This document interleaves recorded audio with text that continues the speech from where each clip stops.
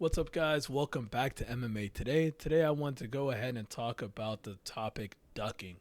Ducking is a term that's used in the MMA community, basically saying that you don't want the smoke. You do not want to fight me, that the fight's been offered to you and you have declined it and you do not want that smoke.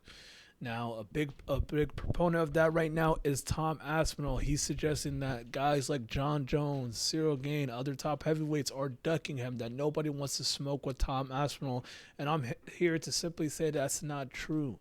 Tom Aspinall has been lying to fan bases, and he's been trying to kind of just keep his name and relevancy because he knows that John Jones may retire after fighting Stipe Miocic, so he wants to go ahead and stake his claim on the heavyweight division by using lies and tactics like saying ducking, when in reality nobody's really ducking you. And I'm going to go ahead and explain that to you guys here today. Let's go ahead and look at Tom Aspinall's topology. Now, Tom Aspinall got the interim title back in November of 2023 against Sergey Pavlovich. Let's remember the only reason that Tom Aspinall got that title fight was because John Jones had to pull out due to injury. Now, if John Jones never pulled out due to injury, he would have ended up fighting Stipe Miocic and potentially retiring, win or lose. But since he got that injury, he wanted to go ahead and honor his fight with Stipe, a guy who's considered a GOAT of his division. He wanted to go ahead and give him the respect and say, "Hey, we'll go ahead and fight. You guys go ahead and fight for the interim title, and the winner eventually can get next." And now I know a lot of people are upset because this is taking a while, but he's dealing with a torn pec. They said he's going to be out for a year, so a lot of people are suggesting that his only fight when he returns should be Tom Aspinall. When in reality, it's not about ducking; it's about really honoring the matchup that he agreed to with Stipe Miocic. And if you guys look at legacy-wise, Tom Aspinall is just getting started, whereas Stipe Miocic is a guy who's already accomplished. And if John Jones beats him, that's a huge name on his resume. Whether you guys think he's old, whatever you guys want to say about Stipe, I know he has a final year in 4 years. So I know a lot of people are suggesting that, oh, Stipe is over the hill. Personally, I think Stipe might still give John Jones, a tough fight. We never really know until we actually see it happen. So I just want to go ahead and give Stipe the benefit of the doubt and let him get that matchup against John. Now, we want to talk about ducking. John Jones never actually declined a fight with Tom Aspinall. He just keeps on suggesting that he's focused on Stipe because he knows that's a legacy fight. Now, before there was Tom Aspinall, remember, guys, there was this guy right here named Sergey Pavlovich. Before he got knocked out by Tom Aspinall, a lot of people suggested that he was the next guy for John Jones.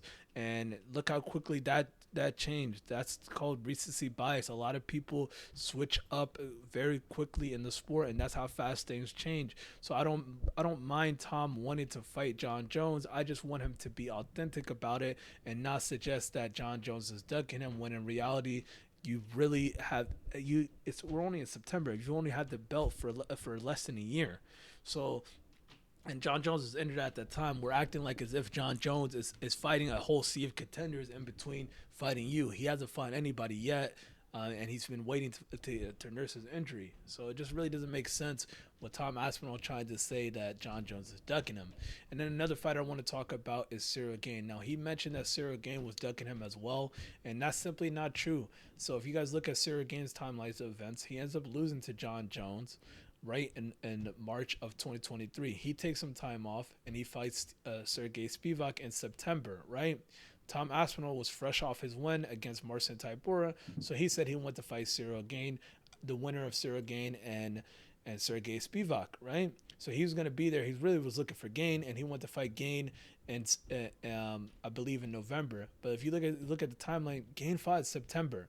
So there's no way for him to come back and turn around and fight you in November when that only gives him 2 months, and you would have had a 4 month gap in between your last fight. So is that really fair to ask Gane and call him a ducker because he doesn't want to fight you technically on short notice?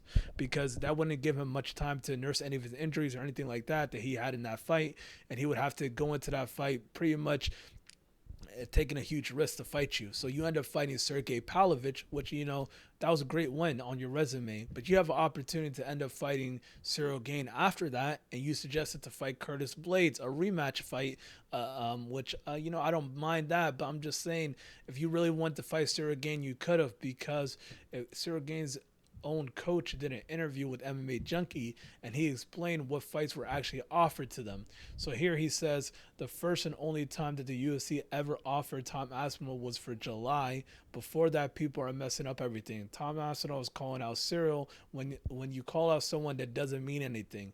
What he's saying is that the UFC is actually, it's actually on the UFC to set these fights up, not the fighters. A lot of people think that when fighters are calling out another guy, that automatically means that you deserve that shot against them. But when in reality, the UFC is a calculated company. You know, they're a billion-dollar company. They're not setting up fights at random, even though they can. They like to have a schedule on how things are set up, and typically you have to get the UFC's thumbs up, and you can't just call out whoever, right? So he said, I asked McMahon and Hunter to put Tom Aspinall for UFC 300, but they couldn't because Aspinall was expecting John Jones to set the fight. I would not say Aspinall is ducking Cyril. This guy is a monster. He's a brave guy. But when Cyril called him out, he said no.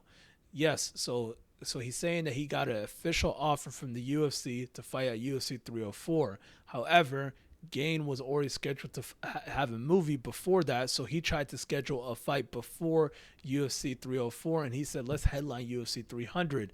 So is Gain allowed to say that Tom Aspinall is ducking because Tom Aspinall didn't want that fight at 300?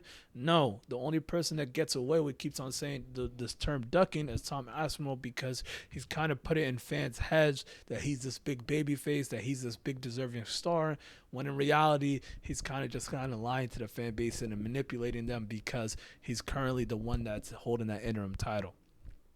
Now, listen, I don't have a personal problem with Tom Aspinall. Great fighter, great run, but I just want him to be authentic and always tell the truth. Don't try to be something you're not. I feel like guys like Michael Bisping, maybe his dad's in his head.